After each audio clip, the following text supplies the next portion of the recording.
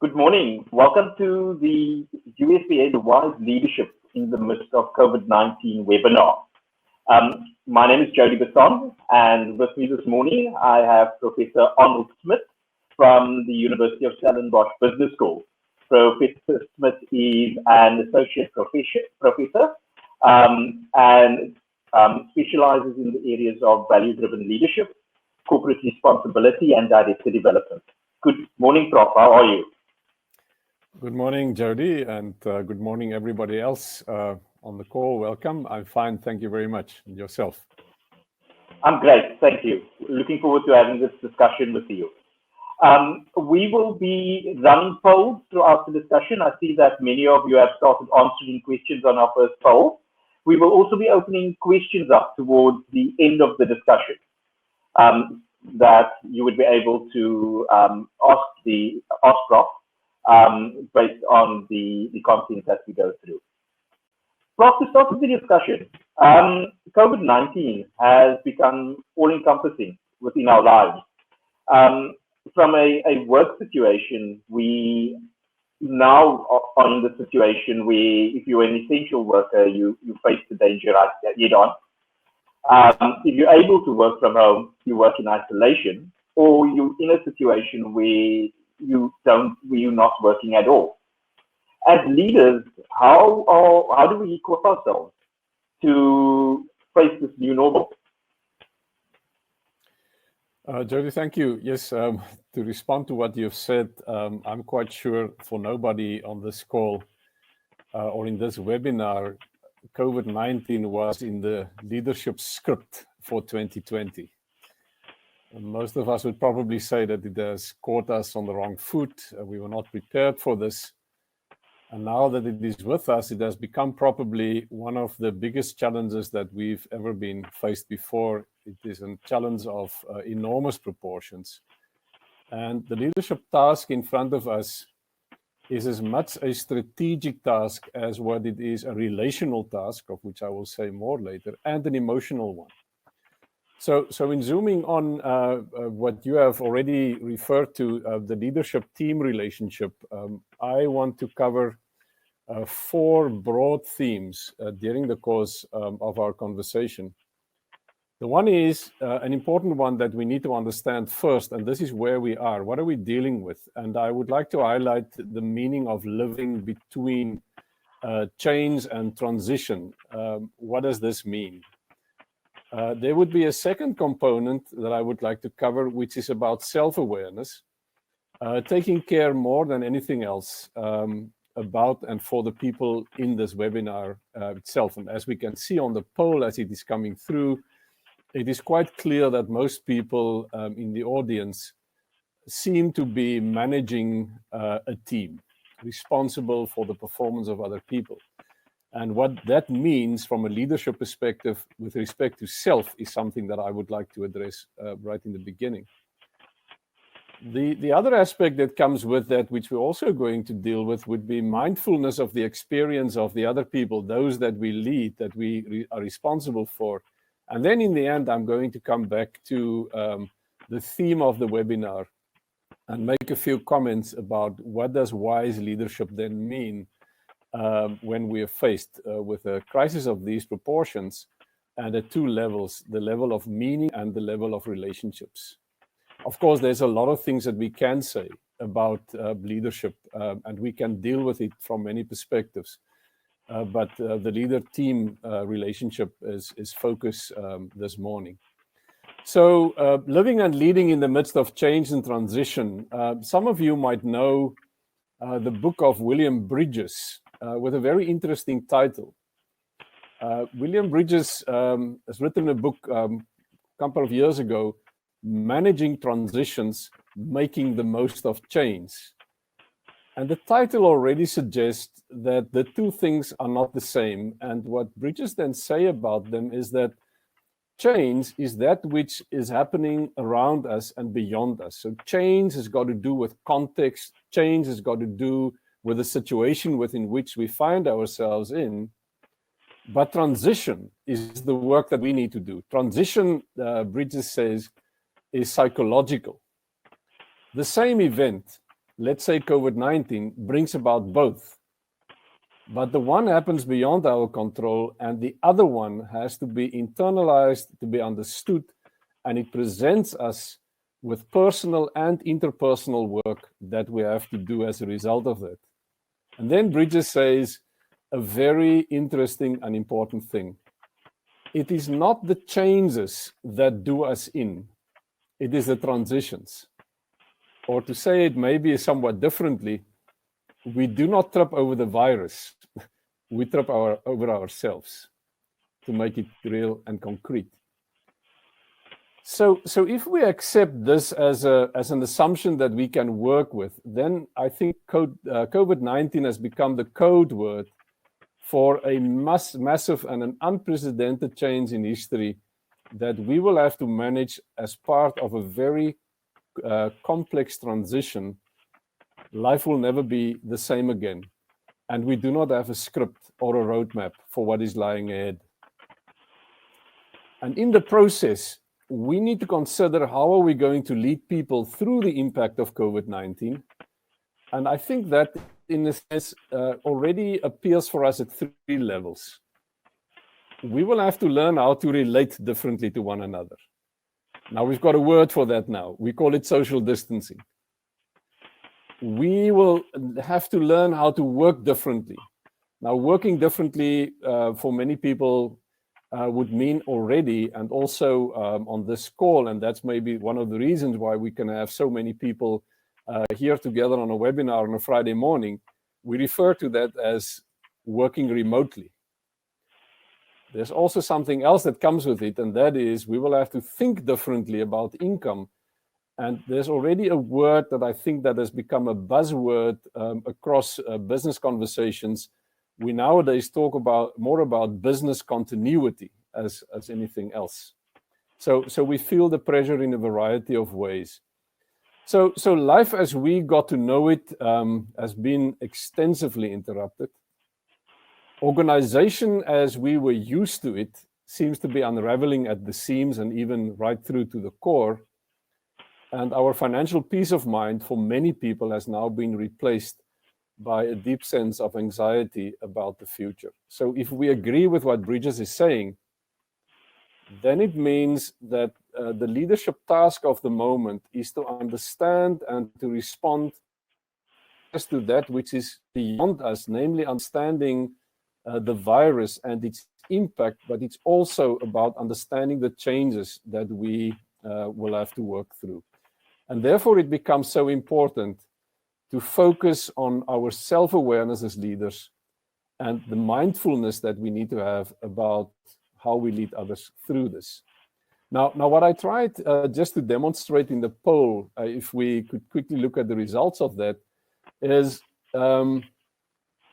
with 4 questions. I know well enough how to lead a business, small or large, and I'm in a sense surprised by the low number in terms of people who responded to that, but it means that you have a bit of confidence there, some more, some less. It all depends whether you run your own small business, whether you run something bigger, whether you are part of something bigger in a more corporate sense. But it does seem that most of us seem to be quite used to the team environment and taking responsibility for the performance of others. This is like the daily menu that we are involved in. But I'm not surprised by what was coming through in the 3rd one, namely that I'm trained to deal with a crisis such as COVID-19, and only 7% of our respondents at this point in time says, my training has prepared me for this. I'm from a business school. I know that our training does not necessarily prepare leaders for dealing with a crisis of this nature. And then the last one was just a little bit of touching into that emotional space within which you might find yourself. It's almost like, do you sometimes feel that you would like to back out of this as if this was not true? So that sense of self-awareness, I think, is an important thing to start off with. Where am I with respect to this? And what is it that I'm ready for, ready to take up, ready to work with? And the poll, in a sense, brought that forward for us, because it is going to be different to lead from here onwards. So in a time such as this, then, we carry a very important responsibility with respect to ourselves, namely to be aware of and honest, very honest with ourselves in terms of our own experience of what we are confronted with. And for those of us in the audience, we have to say, maybe you feel as uncertain as anybody else. Maybe you feel scared of what might still wait down the road that you will have to deal with. Maybe you feel caught between fight or flight, while you envy those that seem to speak with so much confidence and comfort and hopefulness in the face of the magnitude of the crisis that we are facing. Maybe you just feel simply out of sync with the duties and the responsibilities that in a good time might have been like second nature to you. It's almost like, so what do I do now? Where am I really finding myself at this particular point in time? And difficult in a sense to focus on the responsibilities that is beforehand and dealing at the same time and coping with your own emotional space in terms of where you are. So in whichever space you might find yourself, it is important that you acknowledge that and that you allow as a leader, that you allow yourself the space and the time to work with your current feelings and your own current positioning and make meaning of that. Because if we don't, as leaders, then we might be less capable of connecting with others and leading them through the same and fulfilling the leadership role that is now required from us. And if you have mixed feelings about this, it's okay. You're only a normal human being faced with the same challenge that everybody else is being faced with at the moment, and deal with it in terms of where you are.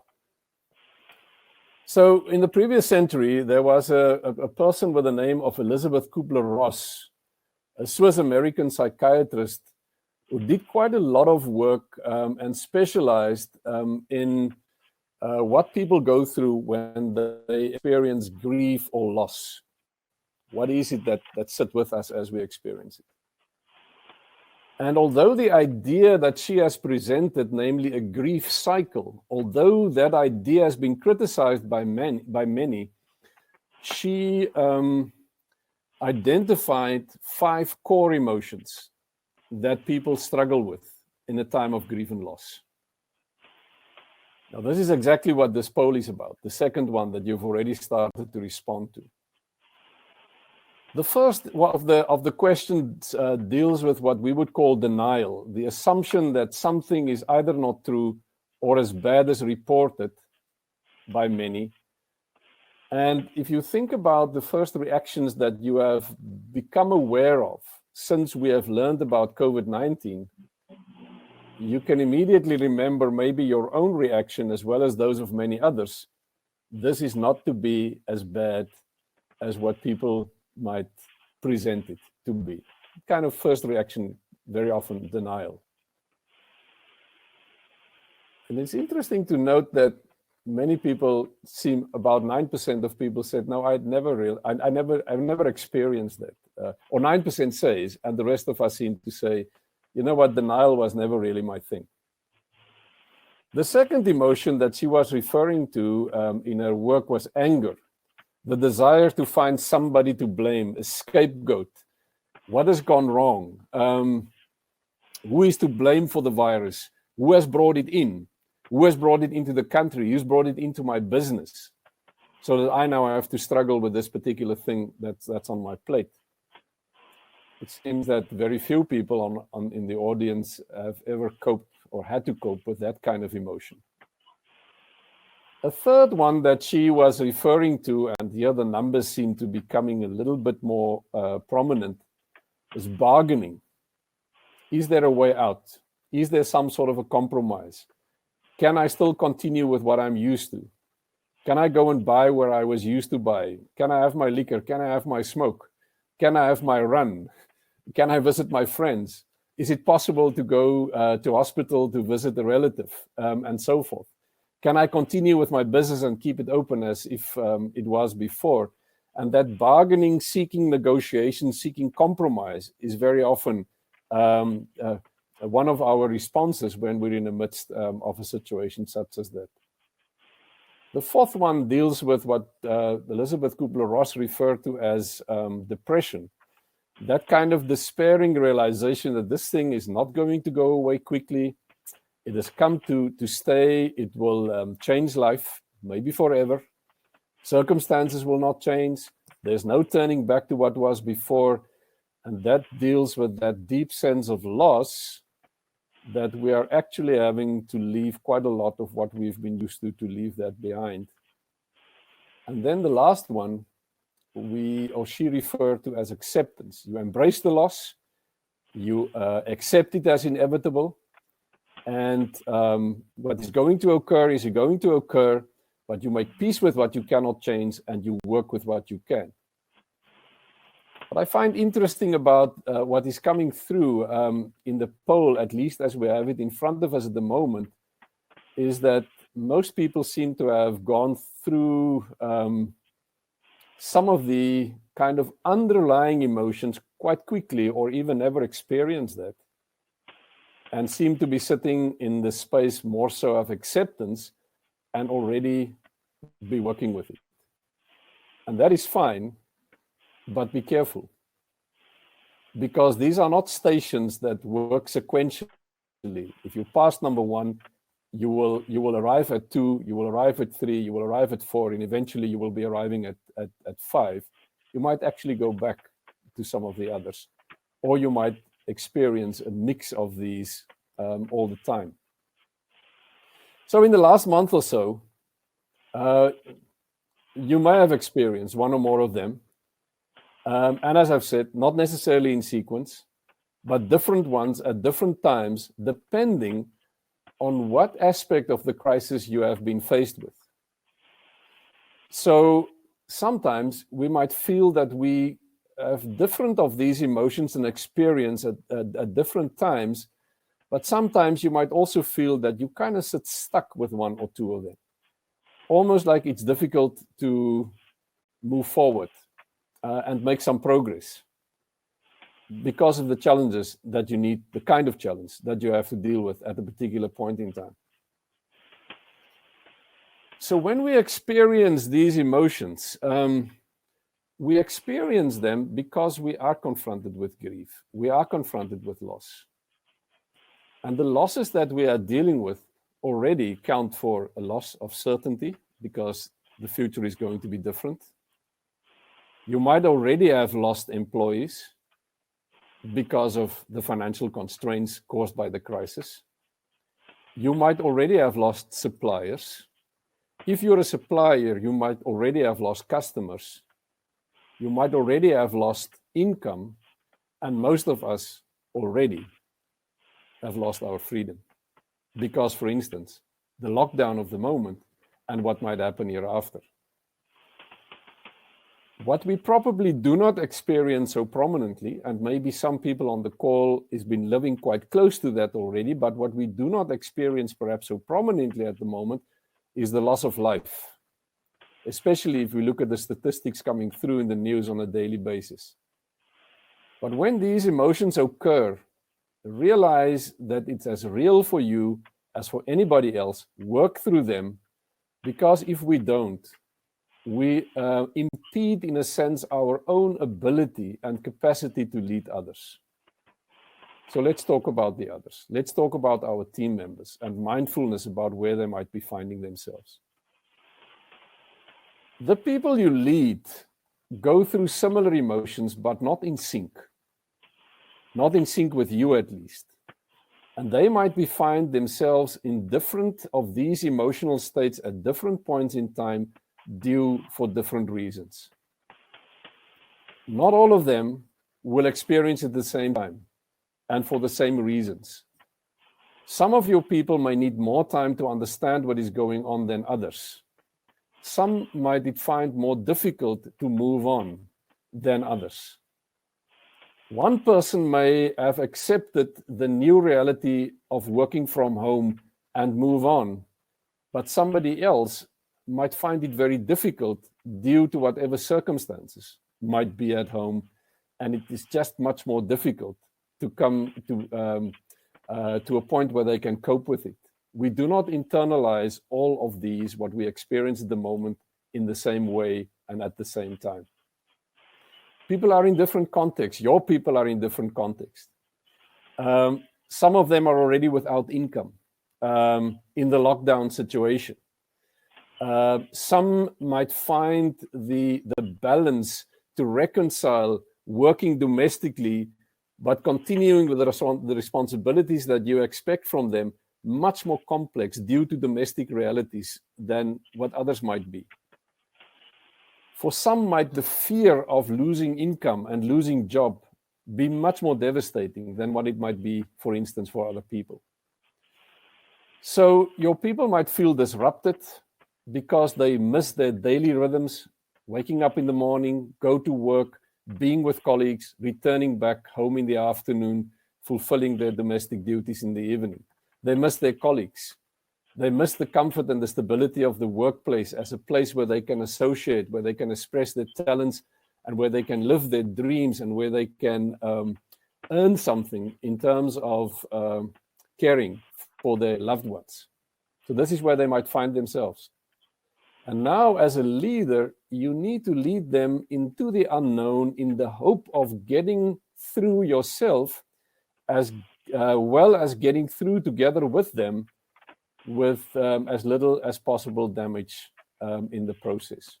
And this is at least a formidable task, I think, that all of us will have to face up to, and that's part of the challenge that's lying ahead. And there's no way in which we can follow a one-size-fits-all approach, for instance. So let's talk about leadership. And with that, I would like to present the last component, and then we will go towards questions. So what does wise leadership in this particular context means? Leadership always would mean for us that we have a deeper sense of meaning and a sense of purpose and a sense of vision, and that we would like to go forward and achieve the success that we are dreaming of in terms of taking our businesses into the future and achieving the intended success and performance and the income that we would like to achieve. But now more so than ever, whilst this is still true, in a situation that is quite different, we need to take very special care of the people and ourselves as leaders in the process, so that we can arrive with as little damage, as I've said, on the other side as possible. So there was somebody who worked quite closely with Elizabeth Kubler-Ross, a person with the name of David Kessler, and he added a sixth element to the 5 emotions that Kubler-Ross identified. He called it meaning, or meaning making, which means that it is very important for ourselves and to help those that we lead to integrate the impact of the changes or the losses that we suffer, and finding new courage and direction as we move forward.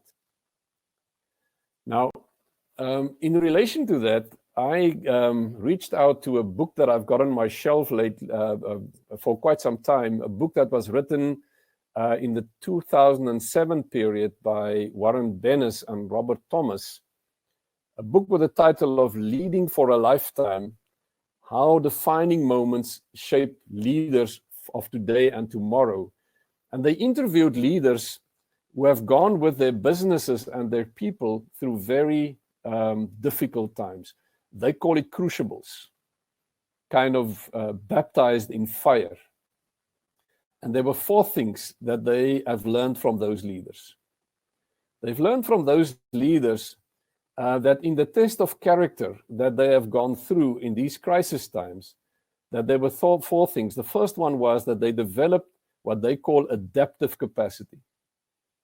The possibility and capability of adapting, seeing the crisis as an opportunity and learn together, not only for yourself and with other leaders, but with your people. How do you stand together in a time such as this? The second thing that they've learned from these leaders was, how do you engage others in a process of shared meaning? Listen to the stories of others and learn from those stories. The third one was, how do you maintain voice, your beliefs and your values and make your team part of your conviction so that you as a person know where you stand, but others know as well. And the last one is integrity. How can people trust you for knowing that you will do according to what you believe in and that you will always have the best interest of others at heart? So I recommend the following things that we should do to exercise wise leadership. The first one, of course, is to the best of your ability, within the constraints that you have, keep your business or your business unit in as a good shape as possible, because you need that as a stable foundation. Whatever you can control, do so. Plan carefully, stay creative, spend wisely, because going forward, we might need it. But then, make sure that you stay in touch with every individual that you take care of, even if you need to develop a system more widely spread in the business in order to do so that there is a touch point with every person, even on a daily basis, if that is necessary. And know that we check in with their personal wellness, their relational wellness, and make them experience that they are being cared for. A very important thing, never try to talk people out of how they feel, or prescribe to them how they should feel, or to sell them cheap comfort. That's not going to help anybody with anything. You only create unnecessary distance, because people would say, not maybe out loudly to yourself, but they will say you don't understand what they experience, you are not with them, and there's no empathy. So take them seriously and make them feel and make them realize that you really understand. Something that is, I think, very important is to be prepared and to make yourself available to be cared for by your team members as well.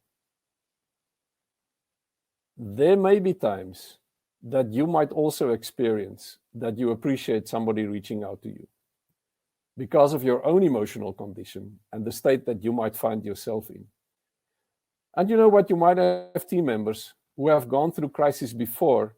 They know what it feels like. They know what it feels to be in touch, to reach out to somebody else. And in that sense, might see that you might need this as well and allow them to be helpful. And lastly, maintain safety disciplines. Make sure that your health and safety, whether you run a small business or whether you're part of a bigger corporate environment, make sure that your health and safety procedures and protocols, that they're in place and that they're well kept. So keep the workplace clean. Make sure that everybody wash their hands. If masks are to be worn, do so. Keep the right distance. Greet with the elbow. Cough or sneeze in your elbow. Keep the virus out, because once it is on the inside, it is already too late. So do what you can to keep it out. Don't wait until something bad happens. So at this point, I think we can say that the line for questions are open, but these were just the positioning statements that I would like to make. Change and transition, notice the difference, care for yourself, be mindful of where your people are, and exercise wise leadership in the process.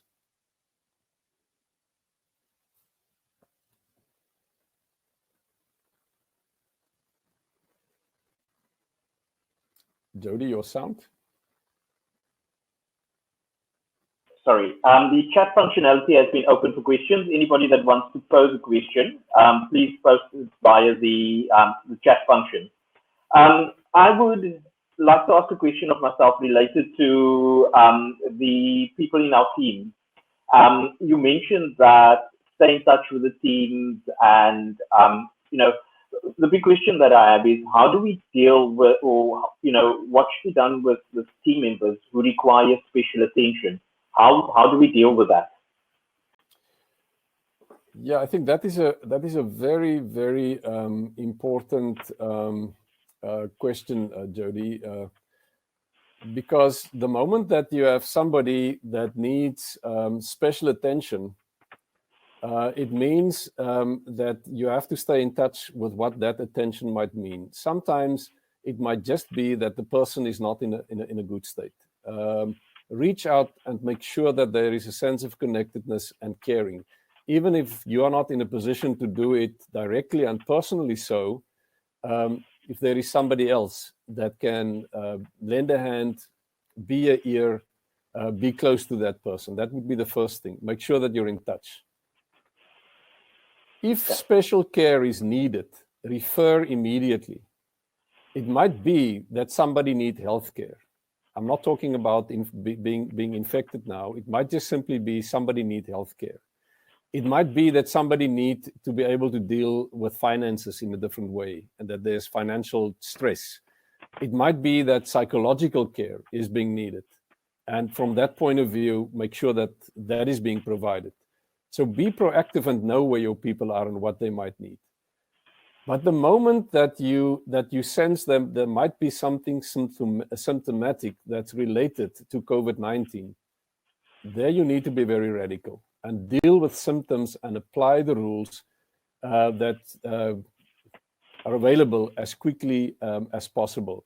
Follow the protocol. And here I think it's very important to realize that as leaders, we need to be informed about what that protocol really is.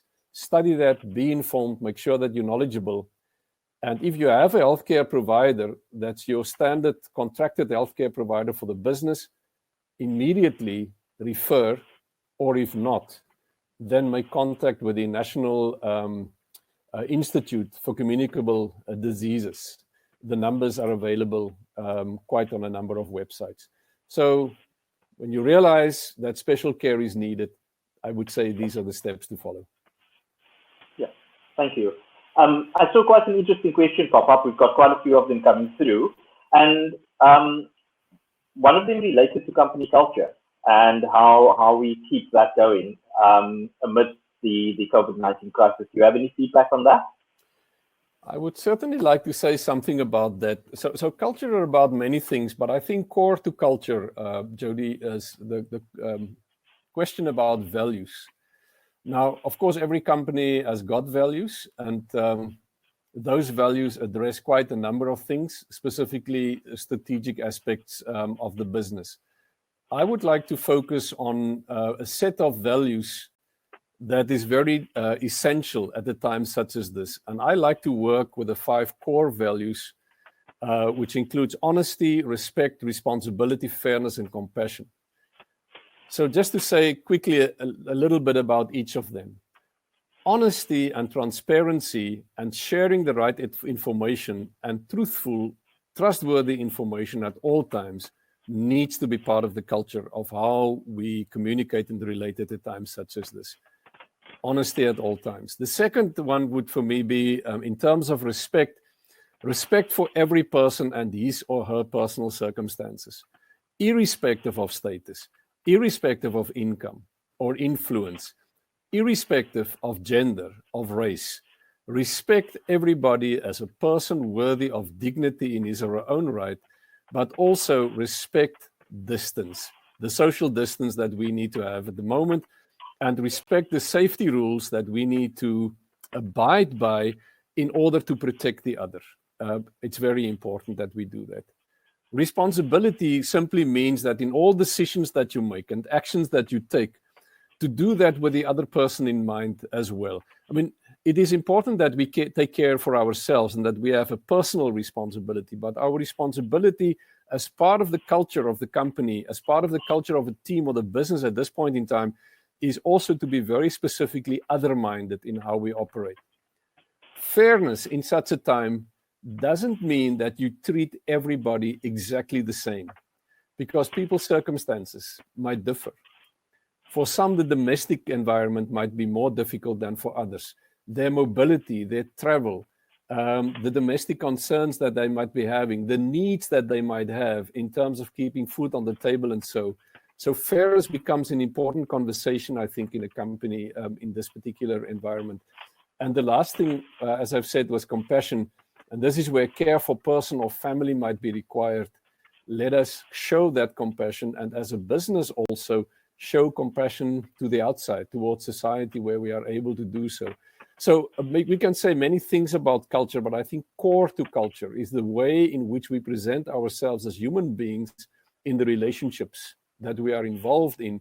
And these 5 relational values, I think, are all very important in a time such as what we find ourselves in. Thank you. I see a lot of questions around dealing with morale and specifically around pay cuts and reductions in salary, and how leaders go about dealing with people where salary has been reduced. What is your position on that, Prof? One part of the question would be for me to go once again back to the 5 values, because the 5 values creates for you a foundation on the basis of which you can have these conversations. And of course, when it comes to that, the values do not only just apply to other people, they also apply to us as leaders. If sacrifices have to be made, those sacrifices will start with leaders first. So in other words, before we calculate the impact on others, we have to be able to say that we are absorbing that ourselves as well. I think what we need also to take care of is to not work with blanket announcements that are cold and impersonal in times such as this. Announcements might have to be made, but then there also needs to be a personal follow-up because of what I've already said. People's circumstances might differ, and the one have to absorb the same announcement different, for instance, than the other one. So we will not be able to maintain everything as if it was. Changes, adjustments will have to be made, but as leaders, we need to be exemplary, and the way in which we treat people should be in a humane manner, even if the news is bad. Thank you. One of the other questions that seems to be quite prominent leads to the loss of life and preparing yourself and your team. How do you go about doing that? So to start off with, loss of life is, of course, part of life. But under normal circumstances, it happens occasionally that we, on an ad hoc basis, have to deal with it. This particular situation that we are in at the moment and what we see happening in the rest of the world, and that we might even be faced with as it goes down the line in the months lying ahead of us, might actually mean that we will experience it in an abnormal way in terms of numbers and in the way in how it might affect us. And I think we should prepare ourselves by making time to discuss loss and the experience of loss. And with that, it is probably a good starting point to say, so how do we experience the losses that we already see around us, that we see in the world? What does that do to us? How do we respond to that? Have those conversations with your people so that it becomes a normal conversation, as abnormal as it might sound. But we also need to, I think, be proactive and discuss if it's going to happen with us, that one of us might either become seriously ill or even fall away. How are we going to deal with it? And then I also think that every business should have, at a time such as this, a protocol in place in terms of how we're going to respond. And how are we going to deal with the circumstances around that? I mean, just imagine what you already have seen happening on television.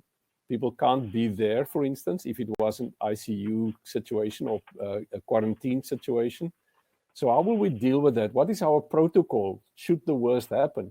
What is our protocol in terms of reaching out, providing care, and connecting with those who might be in distress? It is like preparing a will, but in a different way, in a team environment, and preparing ourselves for what might come in terms of the worst. Thank you. One other question that also seems to be prominent relates to performance. How do we keep on ensuring the performance of our team while dealing with things like loss and everything else that people are going through in the workplace? How do we keep on pushing people? Where you find that balance between pushing for performance and actually, dealing with loss and everything that comes around with it? Yeah, I don't think there's an easy answer to that. Let me start off by saying that we will often see that in crisis times, we see that people bring out the best that we've even never seen from them before. So a crisis is an invitation because of the fact that people realize that we are under special circumstances. We need to stand in for one another. We need to pull together. I need to help out where previously I might have been more reluctant, for instance. So that's one element to the answer. The other is, of course, that we also need to realize, and I mean, this is a general observation that I've been making in working with teams and consulting with organizations over many years. You cannot expect vision and strategy to deliver if you do not have a solid relational base. Relationships are always the energy with which we will mobilize successfully a vision and a strategy. It's even more true now. So in order to, if you want to drive performance and keep performance going in the face of a crisis such as this, and you do not have a solid relational base connected with those 5 values that I have referred to in place, it becomes a very difficult task to keep performance going. So you need to take care of your relational base. And in that sense, as complex as the task might be, nurture your relationships, make performance a constant conversation, and go with your team in an inclusive manner through the challenge that you will be facing together. Cool. Thank you. Prof, we're coming to the end of the webinar. We have a few minutes left. Do you want to, I see there's quite a few questions that have come through in the last few minutes. Is there anything that you want to just grab out and deal with? I see quite a few people are asking for you to recap the 5 values.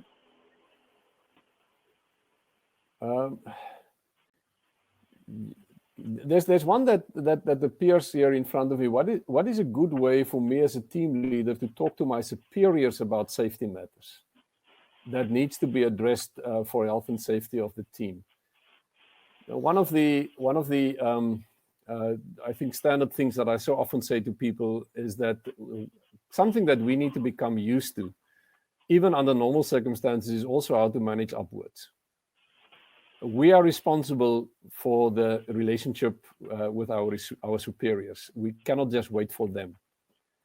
Now, when this comes up, it is important that we, because of the fact that you might be working in a space where you're much more in the front line in terms of the safety concerns, the health and safety concerns, where you would be the one who will be much more in the coal face together with the team that you work with, and much more exposed than anybody else, that you will have to be, or to take responsibility for taking those needs that you in that particular case might become aware of to your superiors and have a conversation about that.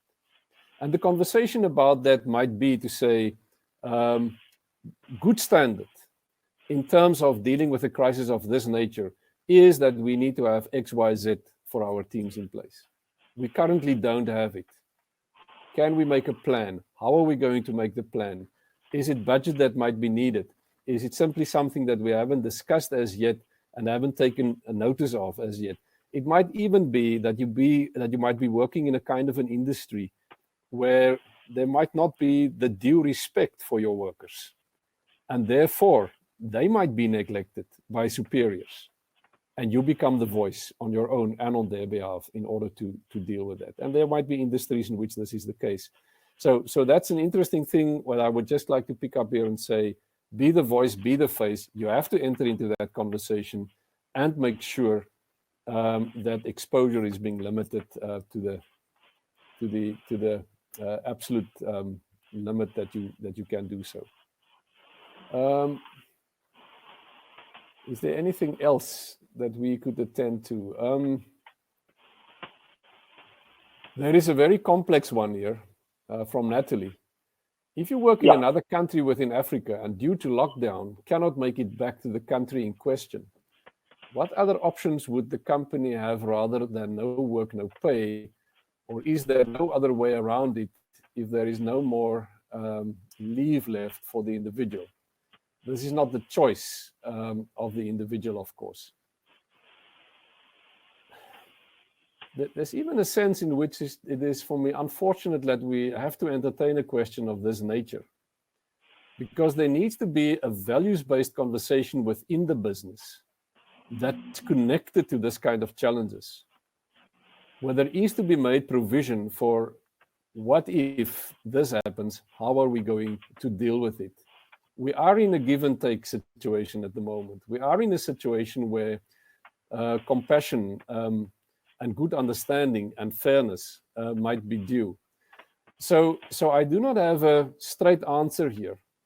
But the one thing that I would say is if an employer is simply going to follow legality and rules and policy-based protocol, it will be highly unfortunate. Because on the balance of that will always have to be a values-based conversation, so that we, guided by policy, might also end up in a conversation where the values become incorporated and we are indeed able to make a plan in the face of these kind of questions. Thank you, Prof. We've gone over the 45 minutes that we've been allotted. I want to thank you for your time, Prof. It was a great discussion. A recording of this webinar will be available on the USAID LinkedIn page. There's quite a few questions that we did not get to. Prof and I will review this over the coming days, and please follow the USAID and MasterStart social pages, where we'll give an update on how we'll respond to the unanswered questions.